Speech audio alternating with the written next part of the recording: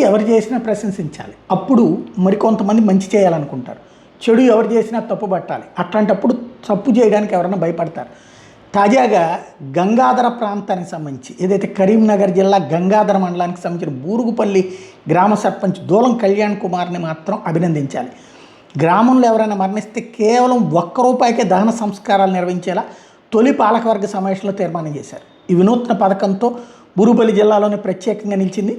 పరిమిత వనరులు ఉన్న పేదలకు అండగా నిలవాలన్నటువంటి సర్పంచ్ పాట. ఎందుకంటే ఇవాళ చూశాను నేను, అంత్యక్రియలు చేయించడం అంటే మనం లక్షల్లోనే డబ్బులు ఉండాలి. ఒకటి కట్టెల దగ్గర నుంచి పంతులు గారిని పెట్టడం దగ్గర నుంచి ఆ మేళాలు లేకపోతే ఆ మిగతా కార్యక్రమం అన్నీ 11 రోజులది కొన్ని చోట్ల, 17 రోజులు కొన్ని చోట్ల ఉంటుంది. కనీసం మినిమం 50,000, మ్యాక్సిమం 1,50,000, 2 లక్షలు భోజనాలు గీజనాలు ఇవన్నీ కూడా అయితే కనుక 2-3 లక్షలకి తక్కువ అవ్వట్లేదు. ఇంకా పెద్దగా జరపాలంటే ఇంకెక్కువ. అది పేదవాళ్ళకి అసాధ్యమైనటువంటి పని. నాకే అనిపిస్తున్నది, నేను కనుక ఇదివరకు ఉన్నటువంటి ఉద్యోగాల్లోనే ఉండుంటే నేను జయించగలిగేవాడిని. అమ్మదైనా, నాన్నదైనా, అత్తగారిదైనా ఇట్లాంటివన్నీ అన్నటువంటి. ఇవాళ పరిస్థితుల్లో ఇట్లాంటి సర్పంచ్ని అభినందించాలి.